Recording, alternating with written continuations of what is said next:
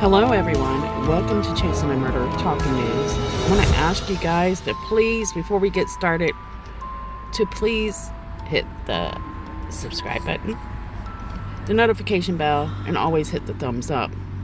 Also, guys, on this series, I had to do this one on the go. The mic's messing up and it's windy, so be patient, please. Hello guys, we are now on Part 13 of Life Beyond the Grave, the Vallow case. And we're going to go ahead and get started. We're moving into 2006, guys, but you will catch us flipping back and forth a little bit. Sometimes I am able to add new information. Before we get started, I want to introduce you to how Charles fits in to Lori Vallow's family, at least. The top right picture shows Charles Vallow and Lori Vallow together during their early part of their marriage, and they are living in Texas at the beginning of their marriage. The bottom left-hand corner shows a picture of Charles' sister Kay Woodcock and her husband Larry Woodcock.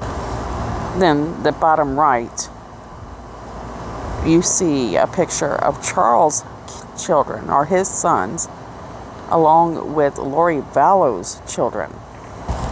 And so this is the Brady Bunch, the new family that has come together attached to the marriage of Charles and Lori.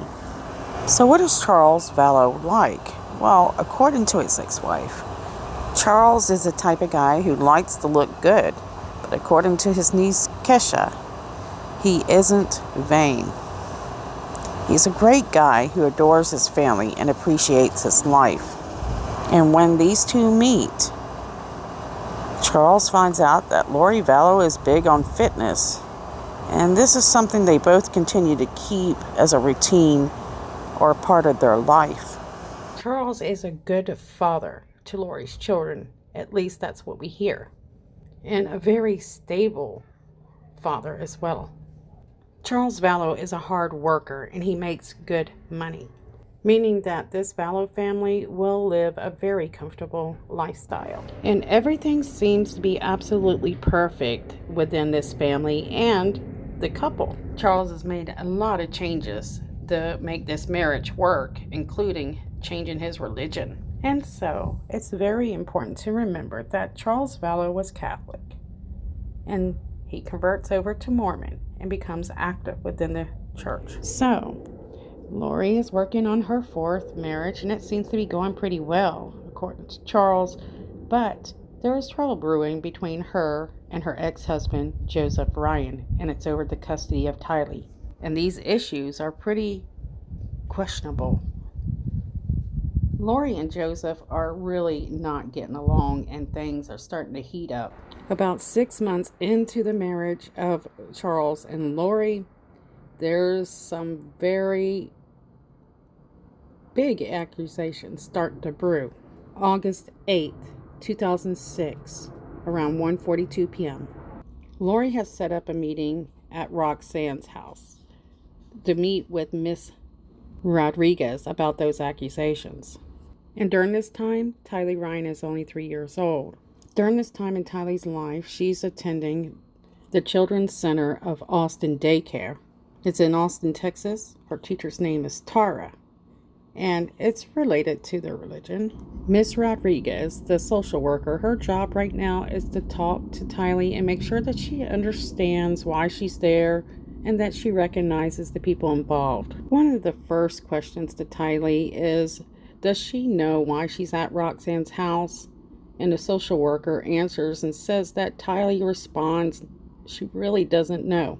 The next step in the process was to ask Tylee if she knew who, Colby was, her brother, her mother, Lori, her father, Charles, and her other father, Joseph Ryan, who lived elsewhere. And Tylee seems to know who these people are. Once she understands that Tylee understands these people, she asks her the next question and ask her about staying with Joseph Ryan. We are learning now that this interview is looking into something deep. It's not a casual meeting. They're trying to find out some information and accusations against Joseph Ryan related to sexual abuse. The victims of this allegation are 3-year-old Tylee Ryan and 10-year-old Colby Ryan.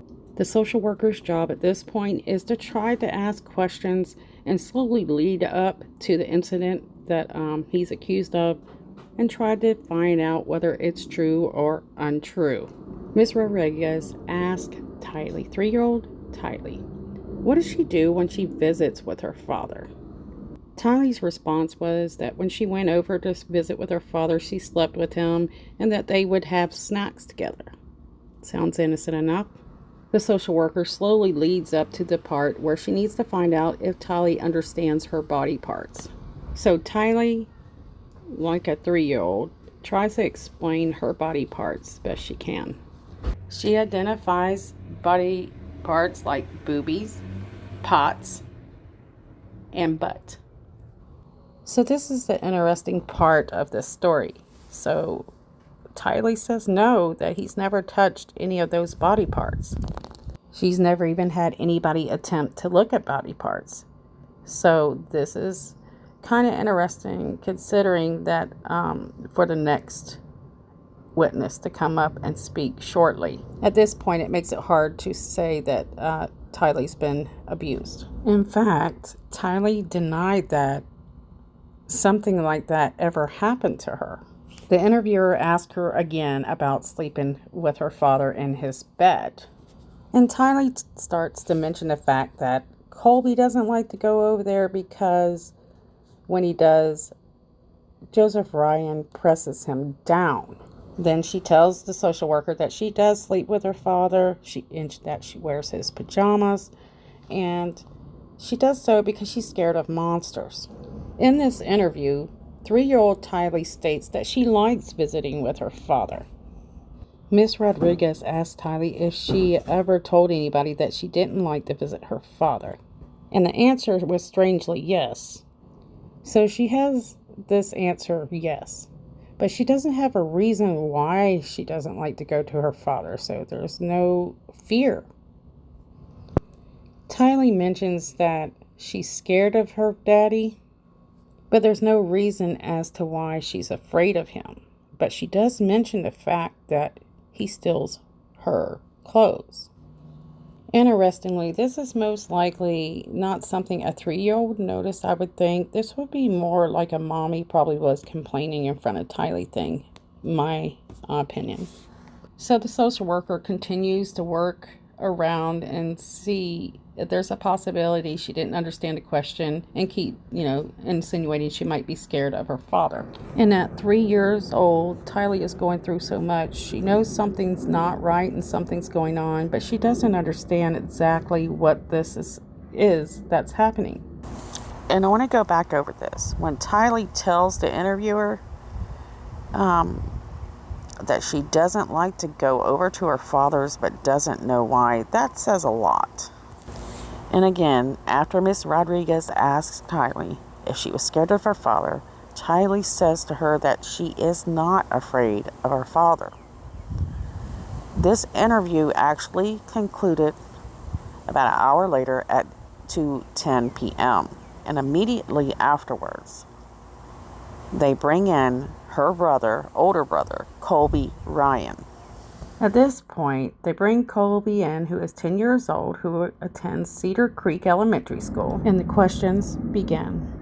Again, they start off by asking him if he understands the people in his life, why he's there, who he is, and all these simple questions. Then they get into the main questions, and they ask Colby if they knew if he knew why he was at Roxanne's house, and he replied with, almost immediately, it seems, he was molested. At this point, it's the social worker's job to know and make sure that he understands what this word means.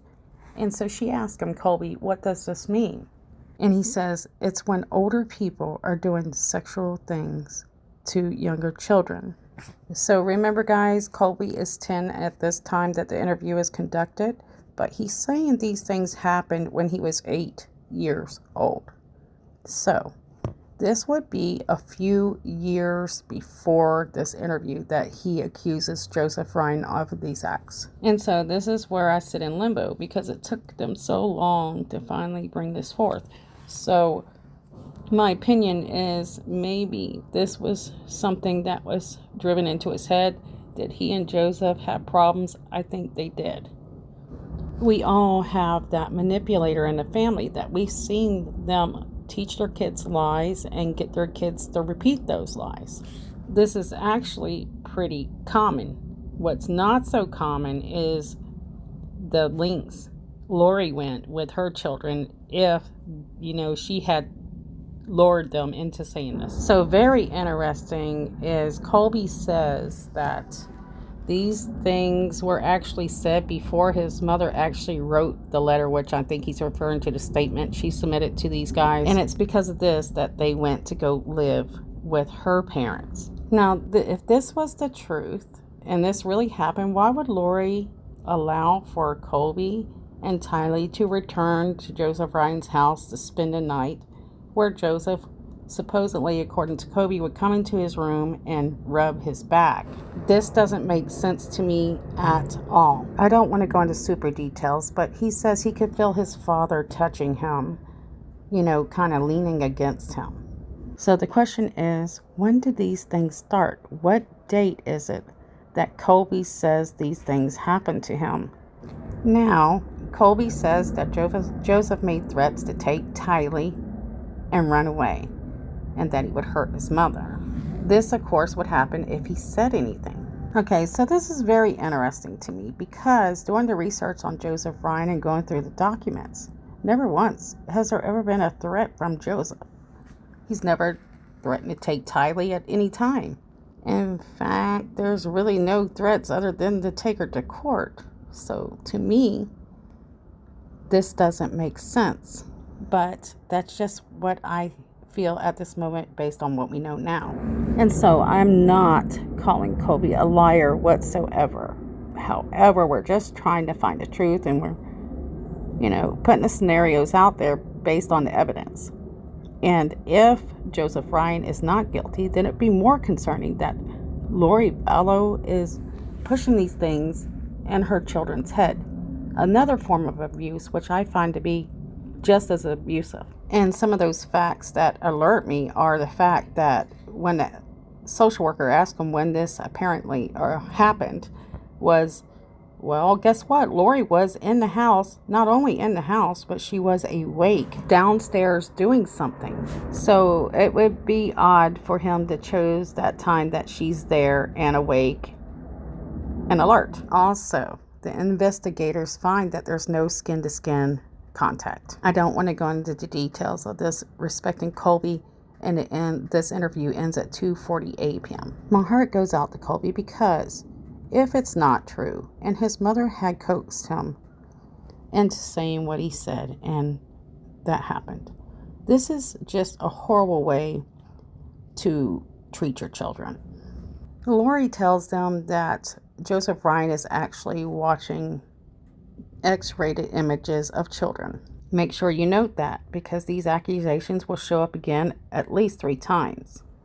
Now, according to statements and documentation, Lori claims that Annie Cushion, who is Joseph Ryan's sister,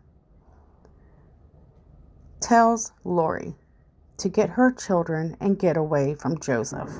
Now, remember when I was talking about Annie Cushion and her involvement in their personal matters. And so I have a correction. Annie had actually stated that Lori get Colby away from Joseph. She did not like the way that Joseph treated him. So Lori feels very comfortable with Annie Cushion. That's the one thing I wanted to point out. And Annie felt comfortable with Lori. So comfortable and concerned that she will testify against her brother, as I will mention several times. It's interesting to me.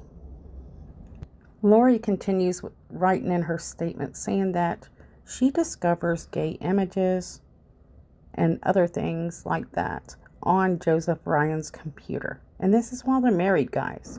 It's at this point that Lori says that she had no idea that her husband Joseph was gay and preferred men.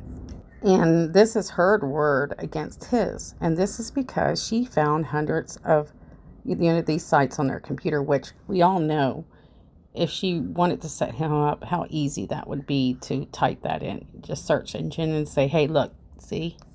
So I don't know if that's true or not, but it's an option.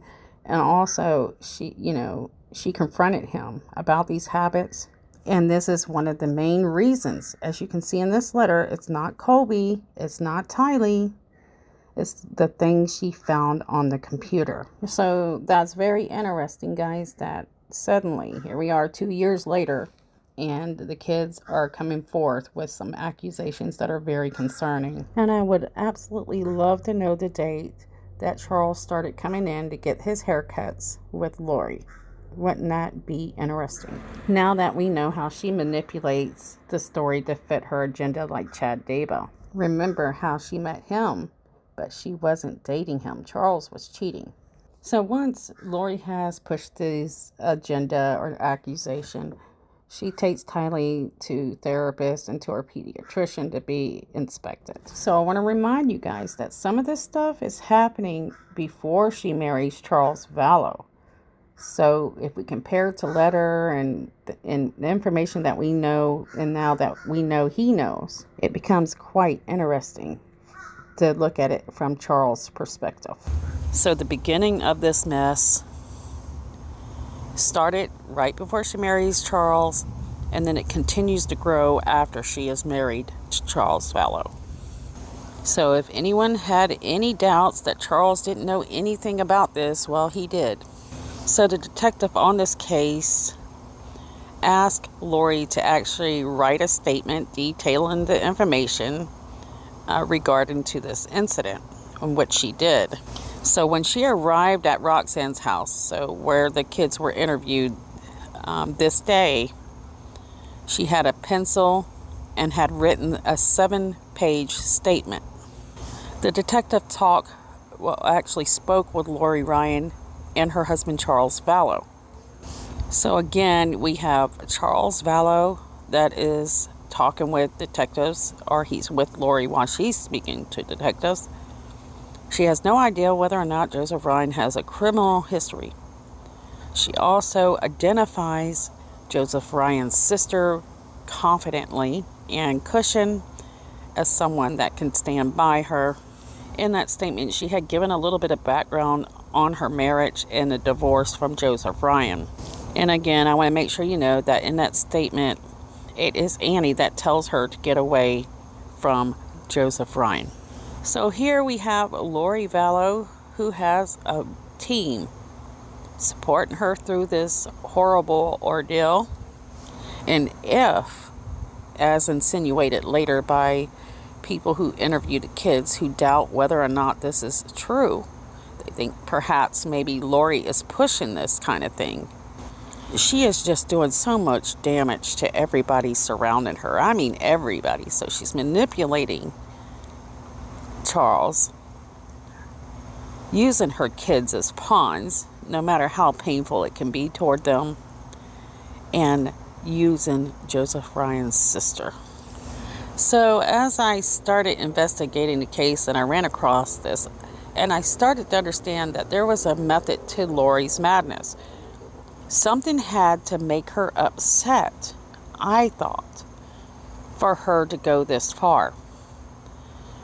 So here's something else that was interesting. Around this time, Joseph Ryan is having trouble getting visitation with his daughter Tylee, despite the very detailed court schedule and visitation that has been set forth to prevent any kind of problems between Lori and Joe.